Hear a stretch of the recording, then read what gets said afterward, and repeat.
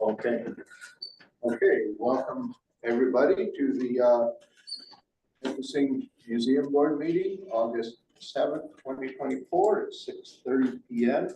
We'll start with any declaration of pecuniary interest. Okay. Seeing none, we'll move on to has everybody read the minutes of the last meeting? If I could get a motion to accept the minutes of the last meeting, Mary. Second.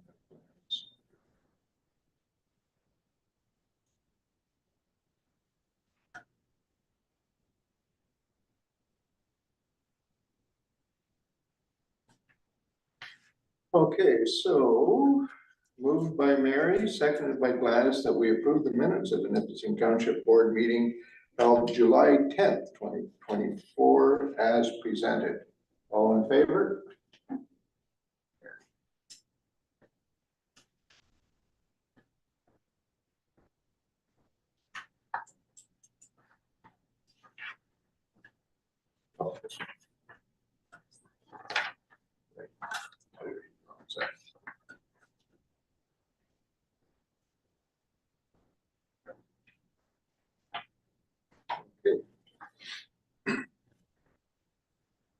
Okay, that out of the way.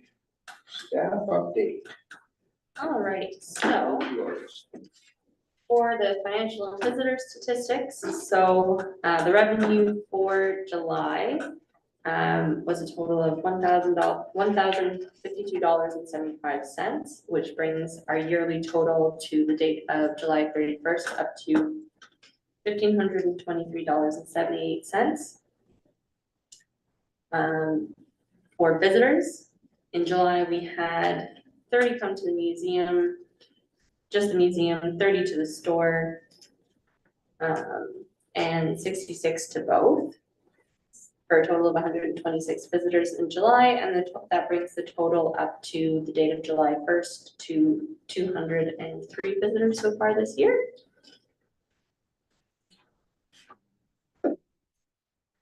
So for events, for Heritage Day, I've gotten quite a few volunteers who are ready to help out on the day of.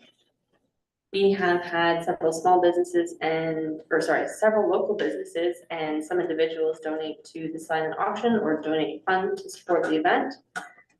So we've actually had a number of high value items. So some are ones that we get every year, such as the 300 liters of propane gift certificate for more propane. This year we got 2 of those.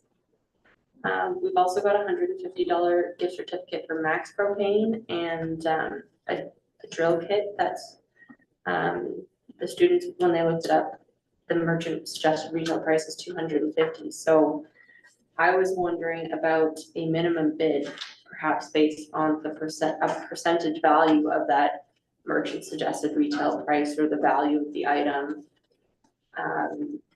Just because we have in the past sometimes done that, sometimes not. But just to make sure that when a business does donate something that, you know, it does benefit the museum and Okay, so you're suggesting the minimum bid. Yeah. Of a percentage of the retail value. yeah.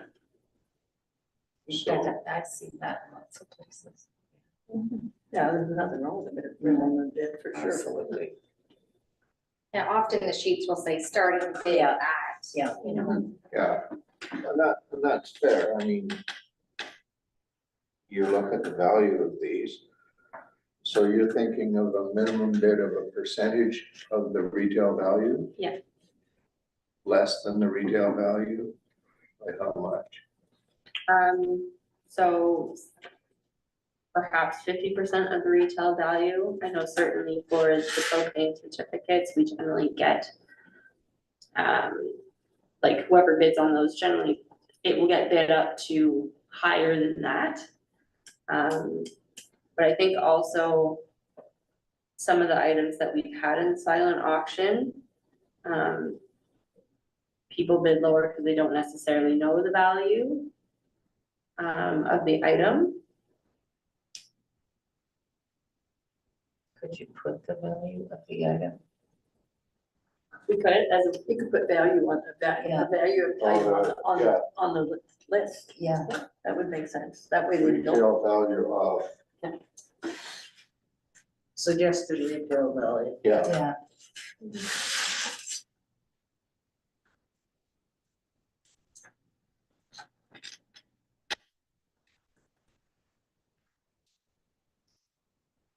That would still entice them to bid anyway, if you put the suggested retail value on it, yeah, as opposed to saying, well, it's retail value is this, and you're not, and that's what you want, so you're not going to get that. no, but you also have those, you also have some people that bid on things to support Yeah, the museum. yeah. They don't care, yeah. They'll do whatever, just to.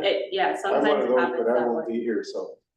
But, and other people are out looking for a bargain, which is Yeah. fair. Well, yeah, But I think if people know what the retail value is and it's something that they are gonna purchase anyway, for example, propane. Yeah. They're okay bidding up to that retail value. They won't necessarily go over, but they're okay getting close to that. and we have 2 certificates at 300 liters. Which is awesome. Yeah, Amazing. It's very generous. yeah. Okay, so what we have to do now is decide what percentage, and you suggested 50%. Yep, it could be lower or higher. Like that was, I think, like depending on the type of retailer, I know at one particular retail store I worked at, their markup was 40%. But it depends entirely on the item. 40% is a pretty standard retail markup, So I figured as long, like, unless it's furniture, it's like 250%. yeah, different industries vary. Yeah, But I figured if it was slightly below the actual value, or the merchant cost of the item, I think part of it is also just ensuring that the businesses that have donated these items don't see them going for less than it costs them to donate it. Does that make sense? yeah, I know, I think I know what you mean. Okay. They don't wanna see their donation basically wasted. Yeah. Given Yes. away. Yes. Which happens sometimes because. It does happen, I mean, yeah, And I think some of that is just people not knowing the value or, not, us not putting a minimum bid. A little bit, sometimes, some people, some days. Okay, so if I was to put this down then. So can we all agree on this? I'm gonna call out a motion here. If I can get a motion that the board approve a minimum bid of the amount of the silent auction. Get a mover in a second, then we put this in play, okay? You moving it, Debbie? Yeah. Okay. Second. I'll read this out here so that we can get it correct.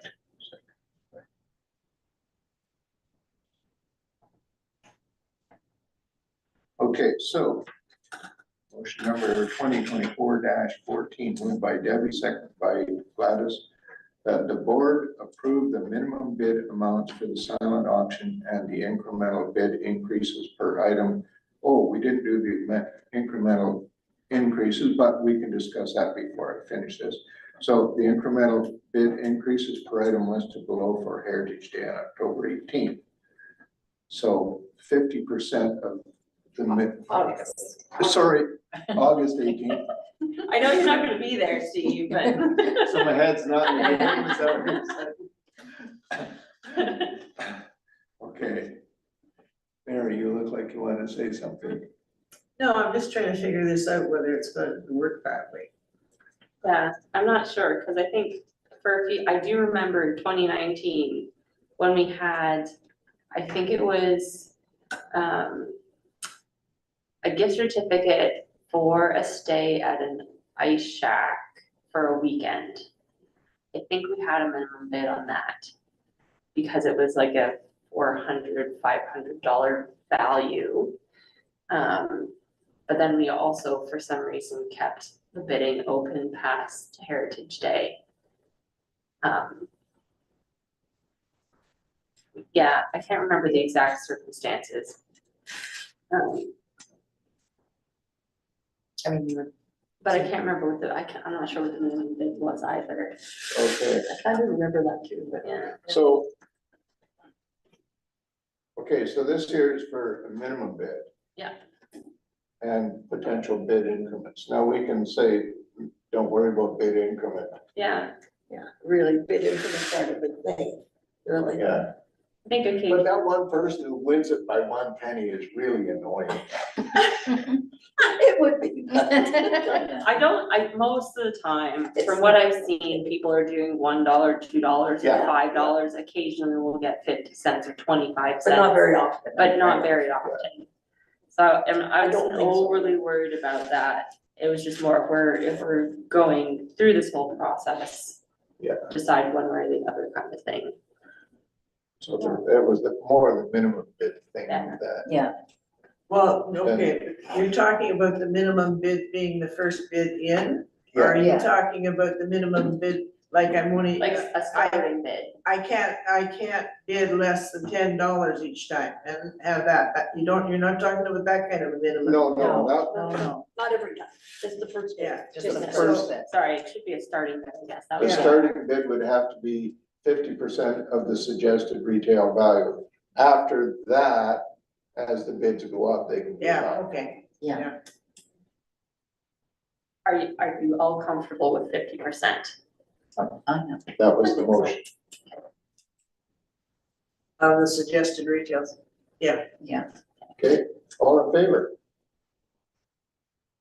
Well, that was unanimous. So that is 150 there, 75 there, and 125 there. You have to use a calculator. Okay, so let's sign that.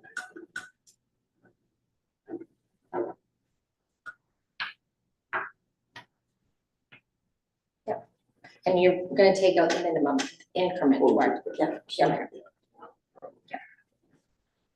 Okay, so update on the museum roof shingling and the trillium grant. Jillian's gonna take the roof. So the roof has been reshingled, council approved the reshingling of the entire roof, and contractors have already completed the work as of, I think, several weeks ago now. It's 2 weeks ago. Yeah. Yeah. That's done, No leaks so far? Well, not so far, but we haven't had that much rain. The only thing that's left to do is for, I think, Public Works to, refinish the ceiling in the closet, so we can move everything back in there. Oh, yeah, okay. Unfortunately, we didn't get the grant, but Yes. Kim will tell you what they told us. So we were not successful in getting the Trillium grant for the foundation that we had applied for.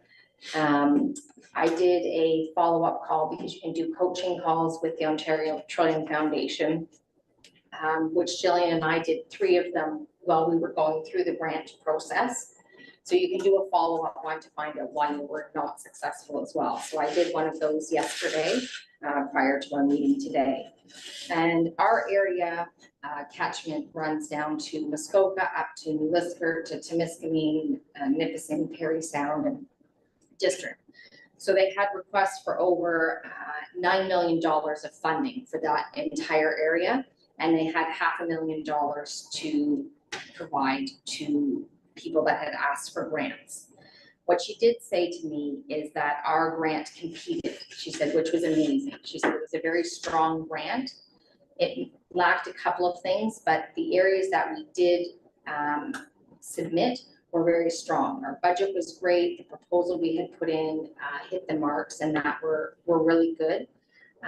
What she indicated was she definitely indicated to apply again next year if Trillium does the capital grants, and before submitting anything or before we even start our application, to call again and say, here's our number from our last one, we're applying again, you know, what do we need to change? And one of the things she talked to me about was putting in our actual numbers. And the amazing thing is Jillian has the numbers, and she reports to us each meeting, how many visitors we have, whether they're going for tours, the different groups that come in for tours. We heard about in June that we had the kindergarten class that came and the Provis Club that came in that. So how many tours we have, how many events do we run each year? How many people attend those events? They're looking for those kinds of things. And when I spoke to Jillian yesterday, I said, the one thing that I found frustrating when I got off the phone was on each of those coaching calls, Jillian and I would read things that we had written, and they would give us positive feedback on it. They would tell us to take out certain things. Not once did any of those people on the coaching call say, put in your stats. And if they had, Jillian would have said, no problem, I've got them. I've got them for these many years. And we could have done a comparison. You know, our numbers are going up, our numbers are dropping, we need them, whatever it is. However, every opportunity is a learning opportunity. So we'll take this and use what we can. They also looked at is saying that we use it as it's a meeting place, it's a place for our community to gather, to socialize. The Trillium Fund, they fund programs that are for activity, for recreation, for arts and culture and heritage. They don't want to hear that word, even though the museum, and we had put it in what our mission is, and that's what we do in our programming. But because we didn't use that wording again in something else, she said really focus on that, and that the different age groups come in, the older adults, the stories that they share. Jillian had a gentleman in the office sharing his story about the community and that, and the children that came in and learned and then came back to do this crazy quilt. That's the kind of stuff they want to hear. But here's the caveat. You have 200 words to do it in. So hurry up and tell it quick with, you know, all of that stuff. And that's what Steve says. Oh, well, you can do that. I said, yes, in 200 words. I've seen some of the stuff she's written. So that's because Jillian and I would have pages and we're like, okay, cut. And then it was like, so it's a challenge, but I appreciated her information, and I sit with the person that I did have the phone call with on a regional monthly meeting. So she knows me from the calls that we have had. And she did say to me, Kim, if I see anything come across my email, because she works in funding and grants that relates to museum funding, I will send you the email. I will forward it to you. So I said, okay, great. That's fantastic. That's better than we have, because we're always searching for things that we can do or where we can apply, because that's how we're going to be able to get the foundation fixed. Because I said to her, I said, if we don't get a grant to fix the foundation, we can't fix it, and we may not be able to use that building. It will have to close. She goes, and next year, that's what you need to talk about. If we don't get this money, you may not be able to close. And it's going to impact the stories being, you know, not being told, you not being able to share that heritage, those things not happen. And I have different notes, you know, happening there. But the one thing she talked about was the numbers and the visitors and that, and not so much focus on the tourism part, but focus on the residents that come there to share in the arts and culture and heritage in your area. So that was a learning piece for us, and that's totally fine. In saying that, there is one more organization we can apply for that is got an open grant right now. So we will look at that. It's through the NOHFC, and they have a community engagement grant. So we will look at them to see if our, they talk about renovations for recreation spaces and that. They don't necessarily talk about arts and culture. So I want to make sure it fits before we go through the whole caveat of putting together everything. So I'll call somebody from there and say, this is what we're looking for. Do we fit? And if we do, then Jillian and I will start working on that and put it through. So that, not great news. However, it wasn't, we got feedback, and feedback is always great because it gives us an opportunity to start with next year. So. Yeah.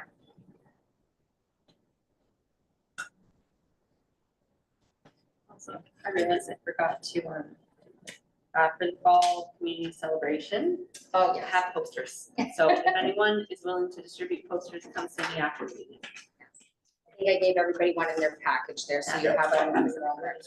As well. Because I haven't made it to Resto Park yet, so I still have a poster for Resto Park. Okay, Still, I think. that's, we can give you another one. Well, no, I have the envelope that. Okay. Yes.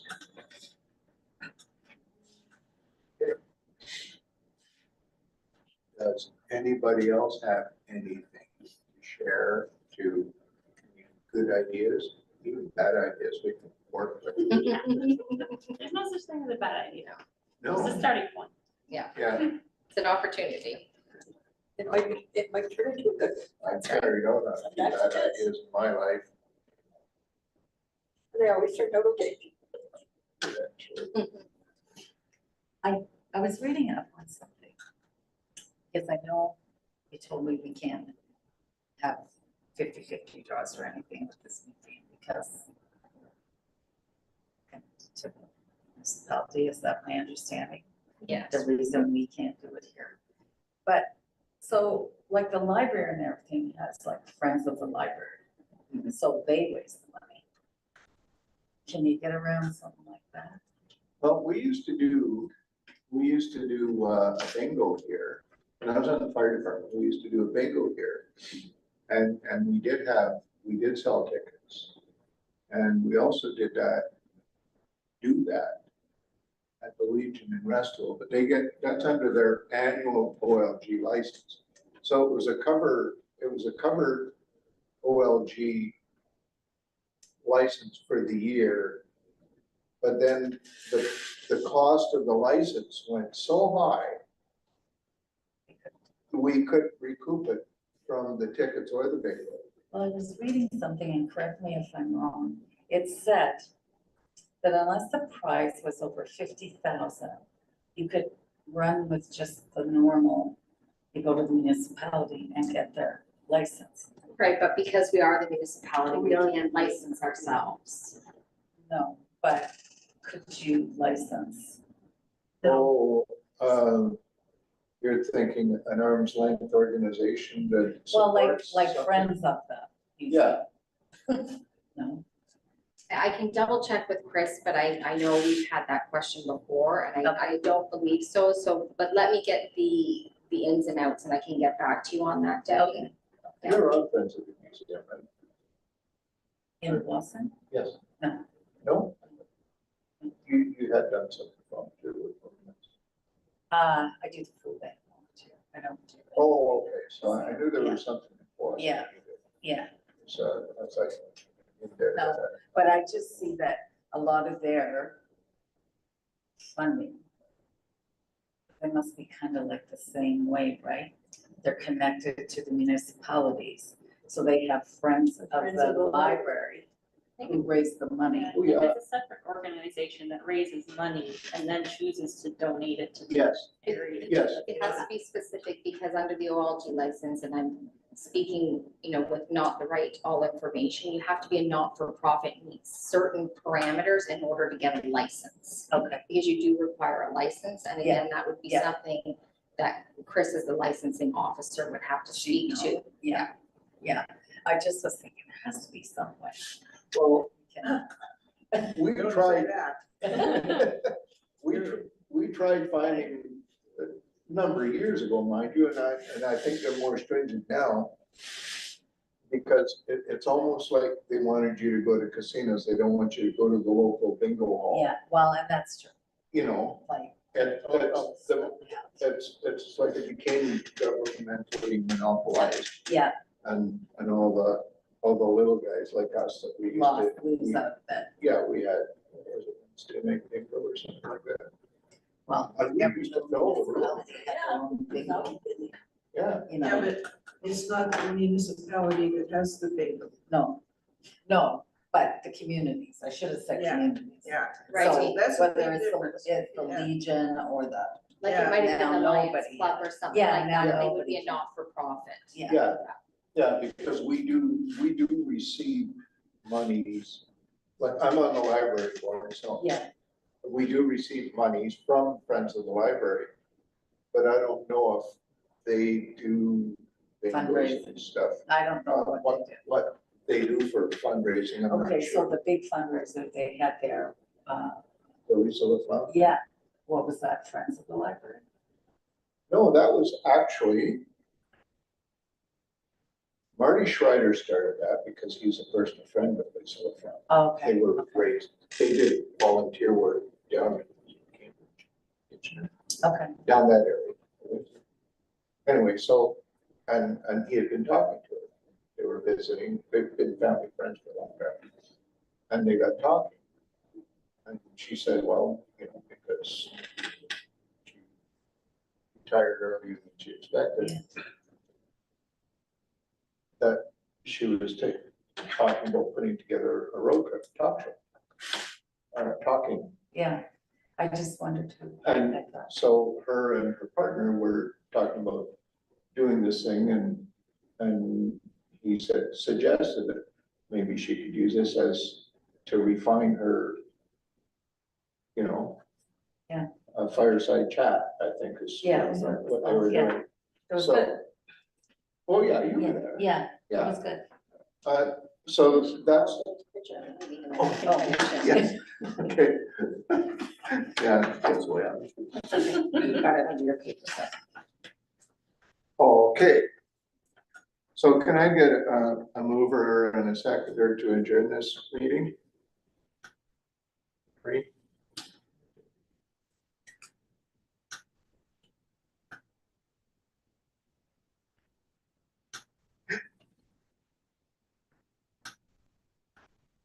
Thanks for me.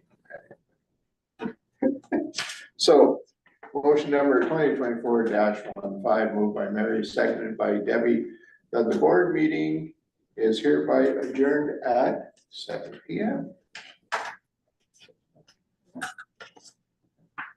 At 7 p.m. Next meeting will be held Wednesday, September the 4th, 2024 at 6:30 p.m.